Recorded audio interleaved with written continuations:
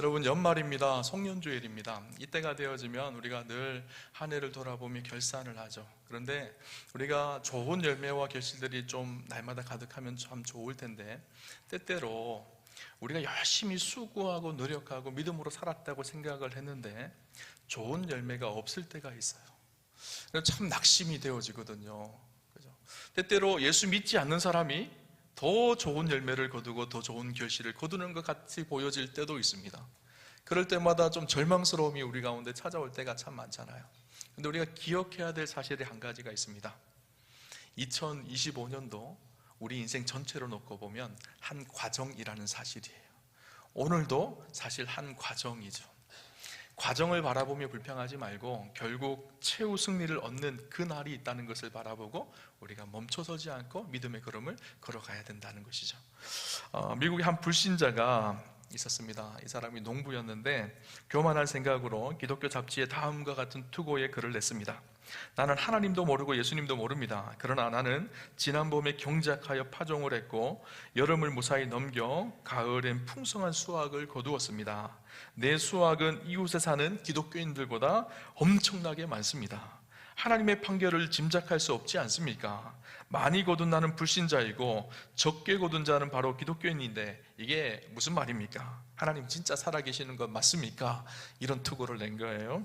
그 투고를 받은 그 잡지사가 명답을 적어서 그 농부에게 보냈습니다. 이렇게 답을 썼습니다.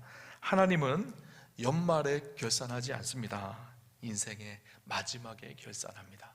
중간 결산하지 마십시오. 그렇게 보냈다라는 거예요. 여러분, 우리가 눈물을 흘리며 씨앗을 뿌릴 때 그 열매의 보상이 생각보다 늦게 나타날 때가 있습니다. 만약 우리가 정말 열심히 수고했는데 때때로는 그 열매가 나타나지 않고 또 어려움이 찾아오고 고난이 찾아올 때가 있죠. 그러나 우리가 그때도 좌절하지 않고 낙심하지 않고 믿음의 걸음을 끊임없이 걸어야 합니다. 왜냐하면 우리의 진짜 결산은 하나님 앞에 설 때 진짜 결산이 있기 때문인 것이죠.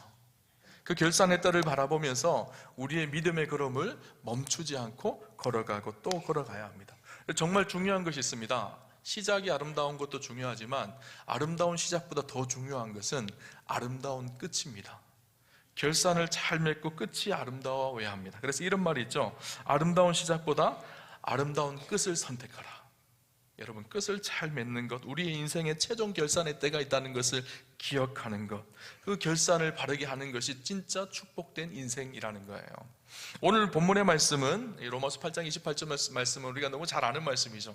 제가 설교 시간에도 몇 번이나 이 말씀을 했던 것 같아요. 그래서 외우라고 그렇게 말씀드렸는데 롬 8, 28 그렇게 말씀드렸는데 기억나시나요?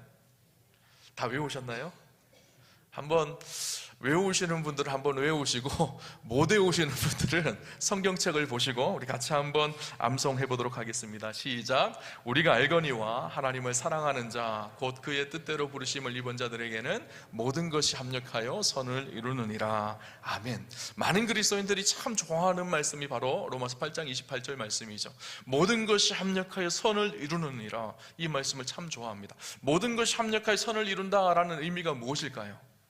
모든 것이 합력하여 좋은 결과와 열매를 만들어낸다라는 거예요. 결과를 참 중요하게 여기며 과정 속에서는 어려움이 있고 굴곡이 있지만 그럼에도 불구하고 잘 좋은 결산을 만들어내는 그날 끝날이 있다라는 것을 이야기해주는 말씀이기도 하죠. 오늘 저 여러분의 인생 속에서도 합력하여 선을 이루는 그런 축복이 있었으면 좋겠습니다. 그런데 그 합력하여 선을 이루기 위해서 오늘 성경은요, 두 가지 조건에 대해서 이야기를 합니다. 우리가 뒤에 있는 합력하여 선을 이룬다라는 말씀은 참 좋아하는데 그 앞에 나오는 두 가지 조건에 대해서는 잘 생각하지 않습니다. 성경은 뭐라고 이야기하고 있죠? 하나님을 사랑하는 자, 곧 그 뜻대로 부르심을 입은 자들에게는 모든 것이 합력하여 선을 이룬다, 그렇게 말합니다. 오늘 이 두 가지를 좀 중점적으로 나누어 보려고 합니다. 저와 여러분의 인생의 최종 결산이 아름다우려면, 최종 결산에 하나님께 합력하여 선을 이루려면 이 두 가지, 하나님을 사랑하는 것과 하나님의 뜻대로 부르심을 입고 살아가는 이 두 가지 삶이 있어야 되는데, 이 두 가지 삶이 어때야 되는 것인지를 함께 좀 우리가 묵상해 보면 좋겠다라는 생각이 들었어요. 여러분, 누구를 사랑한다는 것, 하나님을 사랑한다는 것, 그것이 어떤 의미일까요? 여러분, 누구를 사랑하게 되어지면요, 그 사랑하는 대상을 가슴에 담아두고 살아가게 됩니다. 늘 그 사랑하는 대상을 생각하며 살아가죠. 사랑하는 연인이 있습니다. 그러면 그 연인이 어떤 생각을 가지고 있을까? 지금 뭘 하고 있을까? 그 여인이 기뻐하는 일이 무엇일까를 늘 생각하며 그것에 맞추어 생활하려고 하죠. 하나님을 우리가 진짜 사랑한다면 어떻게 살아갈까요? 하나님의 뜻이 무엇일까? 하나님이 원하시는 것이 무엇일까? 하나님이 행하실 일들이 무슨 일일까를 기대하며 바라보며 날마다 살아갑니다. 하나님을 생각하며 그 뜻 안에 살아가면 어떨까요?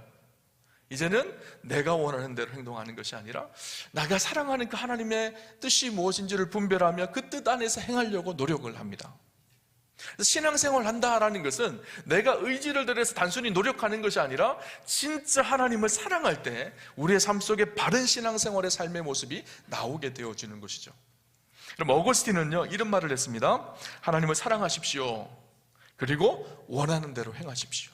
우리가 진짜 하나님을 사랑한다면 그 하나님을 사랑하고 우리의 마음에 모셔드리고 그 하나님을 생각하며 묵상하며 매일매일을 살아간다 그러면 우리의 삶이 다른 곳으로 빗나갈 수가 없다라는 거예요. 우리가 원하는 대로 행해도 그것이 하나님의 뜻 안에 머무는 삶이 되어진다라는 것이죠. 문제는 우리가 하나님을 사랑하지 못해서 우리가 하나님의 뜻대로 살지 못하는 것인 것이죠. 조금 쉬운 예를 제가 한번 들어볼게요. 가끔씩 제가 이제 집에 저녁 일찍 들어갈 때는 저녁 식사를 하고 아내하고 산책을 합니다. 운동을 사무실에 앉아있거나 신방 가거나 이러니까 운동을 잘 못해요. 그러니까 저녁 식사하고 아내하고 한 1시간 정도 청주대학교를 가서 이렇게 돌기도 하고 또 이 근처를 산책을 하거든요. 밤에 산책을 하는데 주로 이제 청주대학교를 많이 가죠. 청주대학교를 가고 그 앞에 골목들을 이렇게 걸어서 다니는데 우리 교회에서 이렇게 쭉 올라가면 청주대학교 이렇게 먹자 골목이잖아요, 그죠? 밤이 되면요 청년들이 청주대학교 학생들이 바글바글합니다. 그런데 대부분 다 술집이에요. 술을 마시면서 저녁을 먹으면서 바글바글하고 골목골목마다요 남녀 남녀 할 것 없이 다 나와서 담배를 피우고 그렇게 있어요. 참 불편한 것은 술 먹고 담배 피우는 것도 참 불편한 일이지만 그 모여 있는 청년들 아이들이 말을 하는데 말이 그렇게 거칠 수가 없는 거예요. 욕을 하고 거친 말들을 마구 내뱉습니다. 한 번은 지나가면서 마음이 참 불쾌합니다. 저를 향해서 욕하는 것도 아닌데 마음이 불편하더라고요. 그런데 문득 그런 생각이 들었어요. 이 아이들 중에서도 분명히 예수 믿는 아이들이 있을 것인데 주일날 교회 가는 아이들이 있을 것이고 또 이 아이들 중에서도 분명히 고등학생 때 수련회 가서 뜨겁게 눈물로 기도하고 회개하고 그렇게 믿음으로 살겠다고 한 아이들이 있을 텐데 도대체 왜 이 아이들은 믿는 것은 믿는 것이고 삶의 행동 속에서는 예수님을 닮는 모습이 나타나지 않는 것일까? 변화되는 삶의 모습은 나타나지 않을까? 이런 생각이 문득 들었어요. 근데 제가 오늘 말씀을 준비하면서 그런 결론이 좀 생겼던 것 같아요. 우리가 그냥 예수를 믿는 것과 주님을 사랑하며 믿는 것은 다르다라는 생각이 들었어요. 정말 주님을 사랑하면 우리의 말, 우리의 행동, 삶의 한 가지 한 가지가 하나님의 뜻에 부합되는가를 날마다 점검합니다. 근데 그 사랑함이 없으면요 주일날 교회에 와서는 예배를 드리지만 삶 속의 삶은 내 맘대로인 거예요. 그 학생들 이야기뿐만 아니라 오늘 우리 이야기이기도 합니다. 우리가 정말 주님을 사랑한다 그러면 주일날 예배만 드릴 뿐만 아니라 우리의 일상 속에서 매일매일 우리가 사랑하는 그 주님의 뜻에 맞게 합당하게 생활을 하고 삶이 그렇게 바뀌어져 가는 것이죠. 그래서 신앙생활은요 단순히 노력하는 것이 아니라 사랑하는 것입니다. 신앙생활은 우리가 사랑하는 그 주님을 뜨겁게 사랑하기에 우리의 삶이 바뀌는 것이고 우리가 점점 예수님을 닮아가고 변화되어지는 것이죠. 데살로니가전서 5장 16절에서 18절 말씀 우리가 잘 아는 말씀입니다. 항상 기뻐하라, 쉬지 말고 기도하라, 범사에 감사하라. 이는 그리스도 예수 안에서 너희를 향하신 하나님의 뜻이니라. 여러분 이 말씀을 처음 들었을 때 어떤 생각이 들었나요? 저 말씀은 내가 도저히 지키기 불가능한 말씀이야 이런 생각 들지 않나요? 항상 기뻐하라, 쉬지 말고 기도하라, 범사에 감사하라. 이는 그리스도 예수 안에서 너희를 향하신 하나님의 뜻이니라. 우리를 향하신 하나님의 뜻이 항상 기뻐하며 살고 쉬지 말고 기도하며 살고 범사에 감사하며 사는 일인데 듣기만 해도 숨이 탁 막히지 않나요? 어떻게 그렇게 살아요? 그러면 사도 바울이 불가능한 이 말을 우리에게 한 것일까요? 그거 불가능한 이야기인데 좀 노력해 너희가 그렇게 살도록. 그렇게 하기 위해서 이 말씀을 우리에게 주신 말씀일까요? 아니죠. 가능하기 때문에 주신 말씀이에요. 근데 이것을요 단순히 우리의 노력으로 한다 그러면 불가능한 일입니다. 그런데 진짜 주님을 사랑하면 이 일도 가능한 일이 되기 시작합니다. 주님을 사랑하기에 날마다 내 마음속에 주님을 모시고 그분을 묵상하고 그분과 함께 동행하며 매일매일이 기도의 삶이 되어지죠. 그분과 대화하고 교제하며 인격적인 기도의 교제가 매일 삶 속에 일어납니다. 그러면 주님의 뜻이 우리의 삶 속에 이해되기 시작합니다. 그래서 불평스러웠던 일들 속에서도 그 속에 하나님의 선하심과 인도하심이 있다는 것이 깨달아지죠. 그러면 안 좋은 일들도 감사할 수 있게 되어져요. 그렇게 범사에 감사하기 시작하면 어떨까요? 항상 기뻐하는 일들이 우리의 삶 속에 일어나게 되어지는 것이죠. 여러분, 신앙의 문제는요, 노력의 문제가 아닙니다. 신앙의 문제는요, 사랑의 문제입니다. 하나님을 진실로 사랑하고 그 사랑하는 하나님과 동행하기 시작하면 우리의 삶에 거룩한 변화가 일어나는 거예요. 요한복음 21장에 보면 우리가 잘 아는 사건이 기록되어져 있습니다. 베드로가 예수님 십자가에 달려 돌아가실 때 3번이나 부인하죠. 그리고 어떻게 하죠? 갈릴리로 갑니다. 부활하신 주님을 만났음에도 불구하고 자기의 삶이 하나님 앞에 온전하지를 못한 거예요. 그래서 염치가 없으니까 갈릴리로 가서 다시 물고기 잡는 일을 해요. 물고기 잡고 있는 베드로를 주님이 다시 찾아오시죠. 그리고 다시 사명의 자리로 부르십니다. 사명의 자리로 부르실 때 주님이 베드로에게 무슨 말씀하셨죠? 야, 너 이제 물고기 그만 잡고 다시 사람을 낚는 어부가 됐으면 좋겠어. 네가 해야 될 일은 이런 일이고 이런 일이고 이런 일이야. 그렇게 말씀하셔야 되는데 그렇게 말씀하신 것이 아니라 뭐라고 물으셨죠? 내가 나를 사랑하느냐. 그것도 몇 번이나 물으셨죠? 내가 나를 사랑하느냐, 내가 나를 사랑하느냐, 내가 나를 사랑하느냐. 3번이나 물으셨어요. 주님이 무엇을 점검하기를 원하셨을까요? 사랑을 점검하기를 원하셨거든요. 주님을 진짜 사랑해야지 그 사명의 길에서 벗어나지 않고 그 길을 갈 수 있는 것이고, 진짜 주님을 사랑해야지 주님의 뜻 안에서 날마다 살아갈 수 있는 삶의 능력이 나타나게 되는 것이기 때문이에요. 베드로의 노력으로 되는 것이 아니라 그 사랑의 능력이 베드로를 온전하게 하기 때문인 것이죠. 여러분, 우리의 삶도 마찬가지입니다.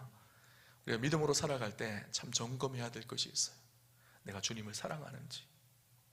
주님을 사랑하는 자, 그 뜻대로 부르심을 입은 자들에게 모든 것이 합력하여 선을 이루느니라, 그렇게 약속하셨죠. 여러분, 오늘 우리의 삶에 어려움이 있기도 하고, 물질의 문제, 가정의 문제, 자녀의 문제, 연말을 보내며 아니 연말을 보내는데 나에게는 이런 열매가 없어, 이렇게 답답하시는 분들도 있을 것입니다. 감사보다는 원망이 가득하신 분들도 있을 것입니다. 그러나 우리가 하나님을 사랑하고 하나님과 함께 할 때 하나님께서 모든 것을 합력하여 선을 이루시는 하나님이십니다. 지금 당장의 상황을 보지 마시고 하나님께서 이루어 가실 합력하여 선을 이루실 그 모습을 바라보는 믿음이 있었으면 좋겠어요. 여러분, 목회자로 살지만 저도 사실은 굉장히 연약함이 많은 사람입니다. 여러분들이 고민하듯이, 여러분들이 어려워하듯이 저도 어려운 일들이 있고 아픔이 있고 힘든 일들이 있습니다. 가정에 문제가 있을 때도 있고, 또 목회를 하면서 무거운 짐을 질 때도 있습니다. 저도 실패할 때가 있고 실수할 때가 있습니다. 실수하기도 하고 실패하기도 하지만, 그리고 그 연약함 때문에 밤새도록 눈물을 흘리고 잠도 못 이룰 때가 있습니다. 그럼에도 불구하고 목회를 할 수 있는 것, 그럼에도 불구하고 사명을 감당하면서 이 걸음을 걸어가는 이유는 간단합니다. 하나님께서 합력할 선을 이루어 가실 것이기 때문에, 연약한 내 모습을 통해서도 하나님께서 합력할 선을 이루시는 하나님이시기에, 그분을 사랑하고 그분 앞에 진실하게 서 있으면 그분이 나를 온전하게 이루어 가실 그 주님을 바라보기 때문에 멈추지 않고 이 걸음을 걸어갈 수가 있는 것이죠. 여러분, 학교박 선생님 365라는 책이 있습니다. 그 책에 나오는 이야기입니다. 그 책에 보면 작은 영웅이라는 챕터의 제목이 있습니다. 이런 내용입니다. 세상은 나폴레옹을 작은 영웅이라 부른다. 볼품없는 작은 키 때문이다.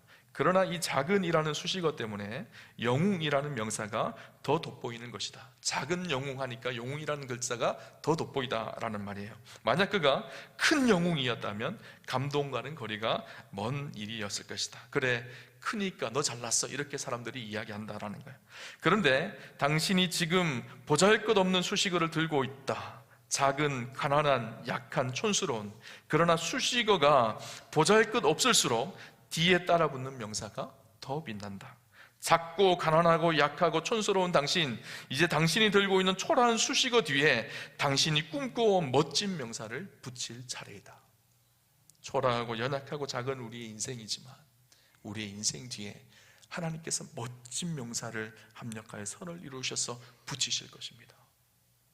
작다고 힘들다고 나약하다고 낙심하지 마세요. 때가 되어지면 하나님께서 합력하여 선을 이루셔서 우리 인생을 작지만 더욱더 빛나게 하실 것입니다.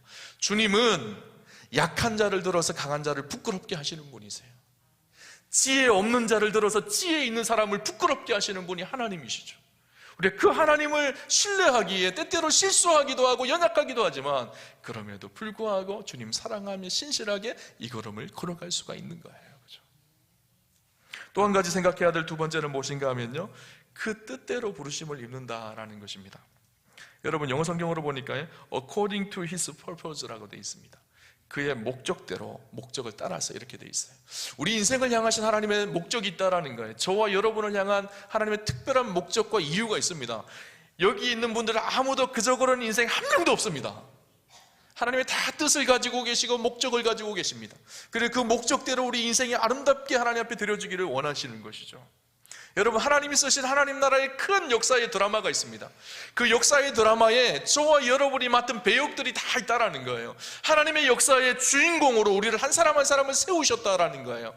여러분, 주인공은요 죽지 않습니다. 드라마에서 사명이 끝날 때까지 죽지 않습니다. 우리 인생도 마찬가지예요. 우리가 오늘 호흡을 하고 살아있다는 것은 무엇일까요? 하나님이 우리 인생을 향한 사명이 있고 뜻이 있고 목적이 있다라는 거예요. 우리 한 사람 한 사람을 향한 목적과 뜻이 있다라는 것이죠. 그래서 그 뜻대로 부르심을 입었다라는 말은 무슨 말인가 하면 우리가 하나님의 뜻 안에 부름을 받았기에 그 목적에 부합되는 삶을 살아야 된다라는 거예요. 여러분, 문제는 우리가 자꾸 이 뜻을 벗어나려고 하는 것에 문제가 있는 것이죠. 여러분, 결산에 대한 설교를 할 때마다 연말에 가장 많이 하는 설교 본문이 뭔지 아세요? 마태복음 25장 말씀이거든요. 달란트 비유에 대한 말씀이. 달란트 비유에 대한 말씀 우리 잘 아시죠? 착하고 충성된 종이 있고 악하고 게으른 종이 있습니다. 주인이 집을 떠나면서 하인들에게 달란트를 나누어 줍니다. 한 사람은 5달란트, 한 사람은 2달란트, 한 사람은 1달란트. 5달란트 받은 사람, 2달란트 받은 사람은 어떻게 하죠? 그것을 잘 이용하여서 5달란트를 남기고 2달란트를 남깁니다. 그럼 1달란트 받은 사람은 어떻게 되죠? 그것을 땅에 숨겨버리죠. 5달란트 받은 사람, 2달란트 받은 사람은 착하고 충성된 종이라고 칭찬을 받습니다. 그리고 1달란트를 숨겼던 사람은 악하고 게으른 종이라고 책망을 듣게 되어지죠. 여러분, 그 1달란트를 받은 사람이 책망을 받았던 이유가 무엇인가 하면 게으름 때문이었습니다. 여러분, 게으름이 무엇일까요? 우리는 게으름 하면 아무것도 하지 않는 것을 게으름이라고 생각을 합니다. 근데 성경에서 말하는, 주님이 말하시는 게으름은 조금 다릅니다. 게으름은요 아무것도 하지 않는 것이 아니에요. 여러분, 게으른 사람도요 자기가 좋아하는 일에는 얼마나 부지런한지 몰라요. 예를 좀 들어볼게요. 텔레비전을 너무 좋아해요. 하루 종일 뒹굴뒹굴 하면서 넷플릭스를 켜고 날마다 텔레비전만 봅니다. 우리가 봤을 때는 정말 악하고 게으른 종이에요. 그런데 이 사람도요 굉장히 부지런할 때가 있어요. 만약에 리모컨 배터리가 닳았으면 가장 먼저 뛰어가서 마트 가서 리모컨 배터리를 살 거예요. 만약에 텔레비전이 고장났으면 부지런하게 달려가서 텔레비전 고칠 거예요. 그죠? 부지런한 거잖아요. 그래서 그렇다고 이 사람이 부지런한 삶이라고 할 수 있을까요? 아니죠. 게으른 거죠. 하나님 앞에서도 마찬가지예요. 하나님이 우리를 부르신 목적이 있습니다.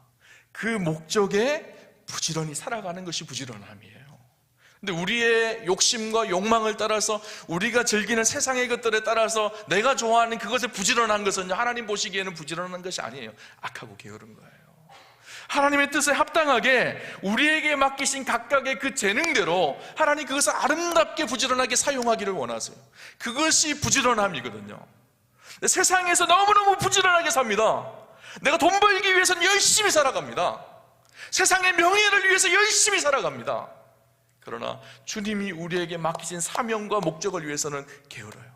그러면 그 사람은요 악하고 게으른 종인 거예요. 여러분, 하나님께서 우리에게 다 달란트를 맡기셨어요.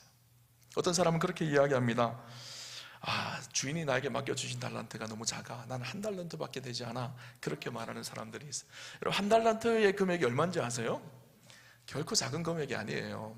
1달란트는요 6,000데나리온이거든요 1데나리온이 하루 품삯입니다. 하루 품삯을 10만원으로 계산하면 1달란트, 1달란트는 얼마일까요? 6억이에요. 6억. 우리나라 돈으로 작은 돈이 아니에요. 달란트라는 단위 자체가 굉장히 크고 가치 있는 달란트입니다. 5달란트도 가치 있고 1달란트도 가치 있는 거예요. 그래서 우리 각 사람에게 맡긴 모든 달란트들이요 다 가치가 있는 거예요. 한 사람도 가치 없는 인생이 없다는 거예요. 그런데 우리가 이 사명을 감당할 때 하나님의 뜻대로 부르심을 받았다라는 말씀을 받을 때, 그래서 우리에게 주는 2가지 중요한 교훈이 있습니다. 첫 번째 교훈은 무엇인가 하면요, 하나님의 뜻은요 누구와 비교해야 할 것이 아니라 바로 나 자신을 향한 하나님의 거룩한 뜻이라는 거예요. 우리는 자꾸 비교합니다. 나는 1달란트밖에 왜 안 주셨습니까? 저 사람은 5달란트나 받은 것 같은데 자꾸 비교한다라는 거예요. 아닙니다. 우리 하나님은 우리 한 사람 한 사람을 향한 거룩하신 목적과 뜻을 가지고 계세요. 그 사람과 차별되어지는 각 사람이 존귀한 뜻과 목적이 다 있다라는 거예요. 그 목적과 뜻에 합당한 모습으로 살아가는 것, 이것이 하나님의 목적에, 하나님의 부르심에 합당한 삶이 되어진다는 것이죠. 근데 우리는 어떻게 하죠? 자꾸 비교합니다. 저 사람은 5달란트네. 저 사람은 왜 이렇게 좋은 집에 살아? 나는 왜 이렇게 가난하고. 저 사람 집 자녀들은 왜 이렇게 잘 돼? 나는 우리 집 아이들은 이렇게 공부도 못하고. 자꾸 비교하거든요. 비교하면 어떨까요? 그것이 상처가 되어지고 절망이 되어집니다.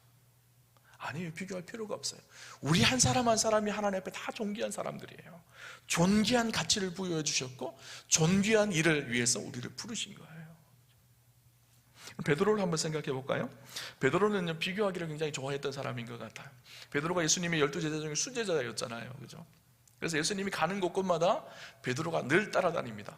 야이로의 딸을 살리는 그곳에 베드로와 야고보와 요한이 함께 가고요.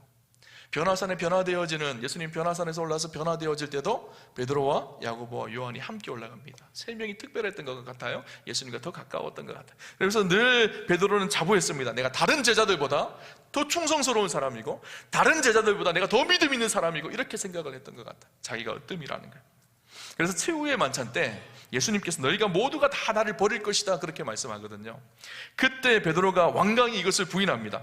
주님, 다 주를 버릴지라도 저는 주님을 버리지 않겠습니다. 그 마음속에 어떤 마음이 있을까요? 다른 제자들은 믿음이 없어서, 충성스러움이 없어서 다 주님을 버릴지 모르지만 저는요, 아닙니다. 다릅니다. 저는 좀 으뜸이잖아요. 이런 마음이요, 그 속에 담겨져 있는 거예요. 예수님, 부활하신 주님이 베드로를 찾아가셔서 3번이나 내가 나를 사랑하느냐 물으셨죠. 그리고 나서 베드로에게 뭐라고 말씀하시는가 하면, 네가 복음을 전파하다가 2 팔이 벌려져서 십자가에 달려 순교당할 것이다 라고 말씀하십니다. 그때 베드로가 어떻게 반응했어야 될까요? 주님, 제가 주님을 사랑함으로 기꺼이 주님 맡기신 그 사명을 감당하며 걸어가겠습니다, 이렇게 대답을 하는 것이 정상일 거예요. 그런데 베드로가 어떻게 대답하죠? 주님, 당신의 사랑하는 제자 요한은요? 요한은 어떻게 됩니까? 비교하는 거예요. 주님은 베드로에게 사명을 주셨는데 베드로는 요한은요? 요한은 어떻게 됩니까? 이렇게 묻고 있거든요. 우리의 모습이 그렇지 않나요? 주님은 나에게 사명을 주시고 나를 향한 계획을 가지고 계시는데 저 권사님은요? 저 집사님은요? 이렇게 생각하지 않나요? 자꾸 비교합니다. 여러분, 비교할 필요가 없는 거예요. 우리 각 사람에게 맡기신 사명이 있고 우리 각 사람에게 주신 계획과 뜻이 있습니다. 나를 부르신 그 부르심의 뜻에 합당하게 오늘을 내가 진실하게 살아가면 되는 거예요. 비교하면요, 고통스럽습니다. 여러분, 비교라는 단어로 누군가가 이행시를 지었더라고요. 기가 막히게 잘 지었어요.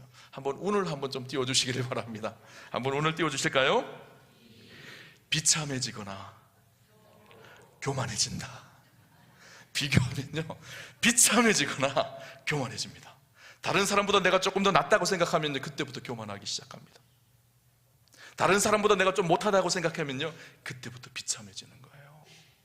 비교할 필요가 없습니다. 우리 각 사람을 향한 하나님의 뜻과 계획이 있습니다. 그 뜻과 계획대로 우리가 순종하며 살아갈 때 하나님은 모든 것을 합력하여 선을 이루시는 분이 하나님이시죠. 2번째, 그 부르심의 뜻대로 살아간다라는 것은요, 하나님의 목적을 이루기 위해 내가 드러나서는 안 된다라는 거예요. 우리 인생 각자를 향한 하나님의 계획과 섭리가 있죠. 그것을 통해서 궁극적으로 목표는 무엇일까? 하나님의 영광이라는 목적이 있어요. 그래서 그 일들을 이루어갈 때 하나님의 영광을 드러내야 되죠. 그런데 많은 사람들이요, 열심히 최선을 다해서 충성스럽게 하다가 제일 끝에 하나님께 영광입니다 라고 말하면 되는데 그 영광을 자기가 취하는 경우가 있어요. 지금까지 받았던 은혜를 다 쏟아버리는 일이에요. 자기가 지금까지 수고한 것을 다 엎어버리는 일입니다. 우리 인생의 최종 목적은요, 부르심이 합당하여서 그 하나님께 영광을 돌리는 일이에요. 그죠? 여러분, 넘돌이 넘순이라는 말 들어보셨나요? 음악 하시는 분들은 좀 아실 것 같아요. 페이퍼 터너라는 말 들어보셨는지 모르겠어요. 페이지 터너. 악보를 넘겨주는 사람이에요. 그래서 연주를 할 때 음악 전공자들이 피아노 연주를 하는데 피아노 악보가 굉장히 길면 넘기기가 힘들잖아요. 그 옆에서 악보를 넘겨주는 사람을 아르바이트를 하면서 넘돌이 넘순이라고 합니다. 남자는 넘돌이, 여자는 넘순이라고 한다. 저도 신문에 나오더라고요. 좀 유식한 말로 영어로 하면 페이퍼 터너, 페이지 터너라는 말을 쓴다고 합니다. 그런데 이 넘돌이 넘순이들이 반드시 지켜야 될 세 가지 수칙이 있대요. 첫 번째는 무엇인가 하면 무대에서 화려한 옷을 입어서는 안 됩니다. 왜 그럴까요? 무대의 주인공은 자기가 아니거든요. 연주자가 주인공이거든요. 두 번째, 악보를 넘길 때 손이 악보를 가려서도 안 됩니다. 연주자가 연주하는 것을 방해해서는 안 된다라는 거예요. 세 번째, 악보를 넘길 때 조금의 오차가 있어서도 안 됩니다. 1초라도 늦으면 안 된다라는 거예요. 그래서 이것이요, 이 아르바이트가 쉬운 아르바이트가 아니라고 합니다. 그래서 누구나 할 수 있는 아르바이트가 아니기에 아르바이트 비용이 굉장히 비싸다고 해요. 그런데 이 넘돌이 넘순이에게 주는 놀라운 축복이 있는데, 잘만 하면 최고의 거장의 연주를 누구보다 가장 가까운 곳에서 들을 수 있는, 그것을 지켜볼 수 있는 영광이 있다라는 거예요. 여러분, 우리 인생도 마찬가지입니다. 내 인생의 주인공이 내가 아니에요. 우리의 인생의 주인공은 하나님의 영광을 드러내 그분이 빛나게 하는 거거든요. 하나님의 영광의 목적을 위해서 저와 여러분의 인생이 부름을 받았고 사명을 받은 것이죠. 저와 여러분이요, 페이퍼 터너예요. 무대 중심에 서 계시는 예수 그리스도, 그분을 빛나게 하는 것이죠. 묵묵히 그 사명을 감당하며 나아갈 때 하나님의 거룩한 교향곡이 온 세상에 울려 퍼지게 되어질 것입니다. 여러분, 그렇게 주를 위해 살아가면요, 모든 것이 합력하여 선을 이루어 간다라는 거예요. 오늘 말씀의 결론이 하나님을 사랑하는 자, 그 뜻대로 부르심을 입은 자들에게는 모든 것이 합력하여 선을 이루느니라. 선을 이룬다, 결국 좋게 되어진다, 최상의 결과가 되어진다라는 말이죠.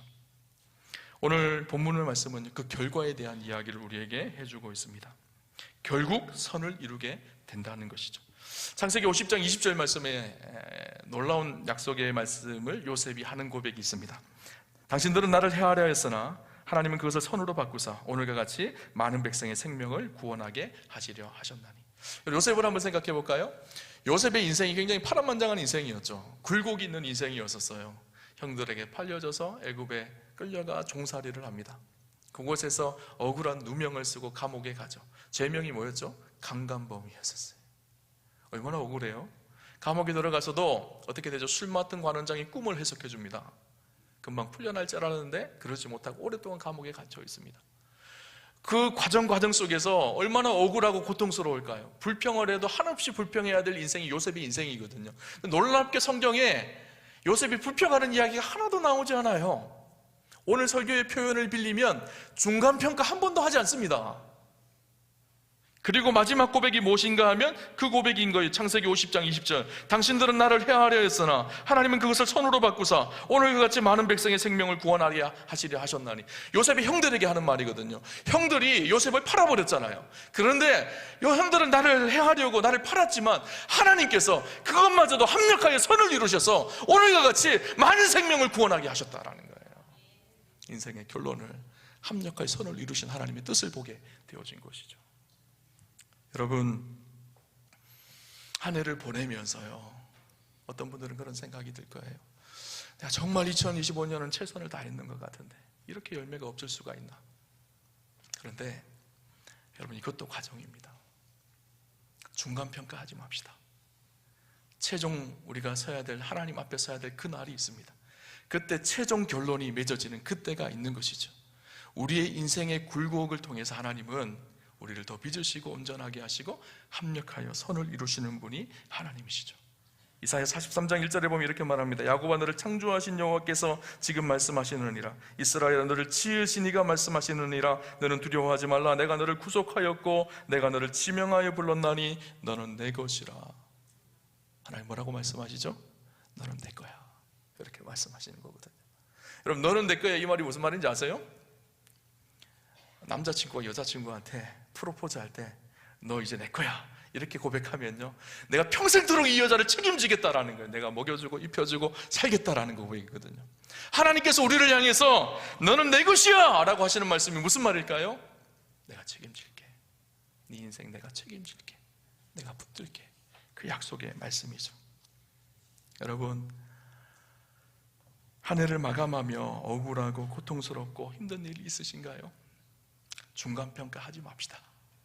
하나님 앞에 서서 최종 결론이 날 때가 반드시 있습니다. 그 날을 바라보면서 우리가 믿음의 걸음을 걸어가는 축복이 있었으면 좋겠고요, 더 주님 사랑하시고요, 그 부르심에 합당한 모습으로 날마다 그 뜻을 이루어가는 저와 여러분의 삶이 되십시다. 그러면 이 모든 것이 합력하여 선을 이루는 최종 결산의 그날이 있을 것입니다. 그 주님 바라보며 믿음의 걸음을 걸어가는 우리 우아함의 성도님들 되시기를 주님 이름으로 축원합니다.